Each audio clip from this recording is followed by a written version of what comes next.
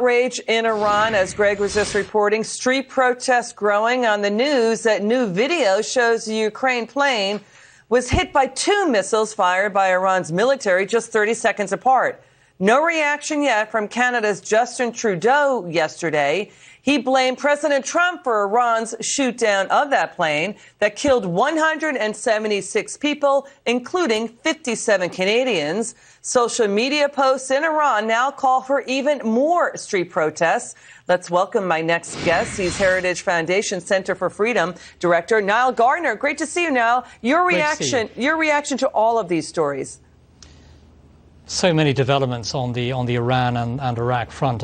Starting with Iraq, I think it's very significant, of course, that the United States is resuming military exercises with Iraqi forces. And let's not forget that when Iraq's parliament held this vote to remove U.S. forces, it was a symbolic vote, and nearly half of the parliament actually boycotted the vote altogether. And so I think we're back to normal relations now with the United States leading the efforts to counter any resurgence by ISIS or Islamist terrorist groups within Iraq. On the Iran front, I think you're seeing the usual saber rattling from the Iranian regime, which really has been put on the back foot by the killing of General Soleimani. I do think that President Trump's very decisive action has made things extremely difficult for Tehran.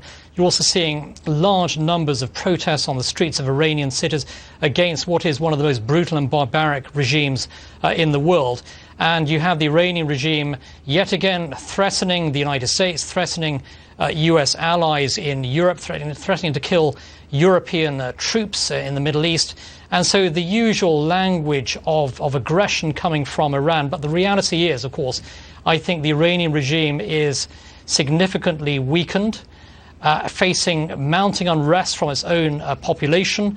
And also, of course, the Iran nuclear deal, the JCPOA agreement, is really dead in the water. So things are going very badly, I think, for Iran's rulers at this time. You know, critics are saying House Democrats here in the States are again on the wrong side of history. Democrats voted to block Republican Kevin McCarthy's resolution to support the protesters in Iran. They're risking their lives. That resolution would have also condemned the regime for murdering 1,500 demonstrators.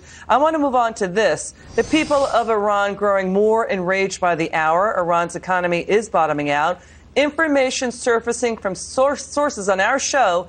Iran's religious dictators have a $200 billion slush fund on the side to fund themselves and to fund proxy forces terrorizing the Middle East. Let's take a listen to this.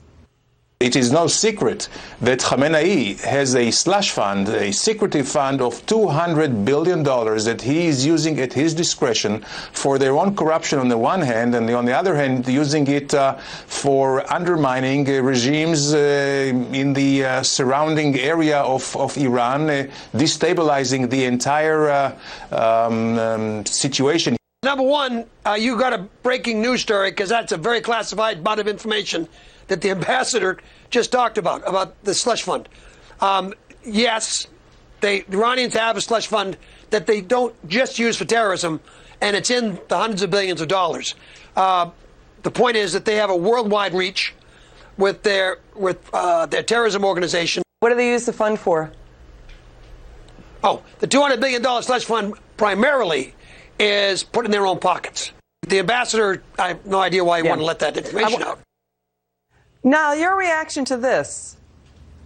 Yeah, I think that, firstly, of course, the Iranian regime is flush with money from the Iran nuclear deal, which unfroze a great deal of Iranian assets. And so the Iranian regime is using that money, of course, to fund terrorism, as well as its foreign interventions in countries such as Iraq and Syria and Yemen.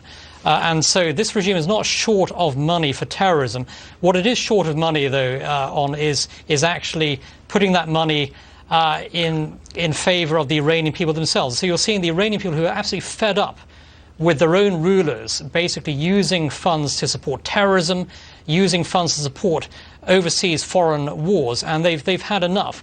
The reality is that the Iranian economy is greatly being impacted by U.S. sanctions. Unemployment is soaring, inflation is soaring. This is a country with deep-seated economic troubles, and yet its rulers want to spend all its remaining money basically on advancing terrorist activities. And this says everything about the nature of the Iranian regime, a fundamentally evil, barbaric dictatorship that doesn't care at all, actually, about its own people. And the United States is absolutely right to stand up to this regime.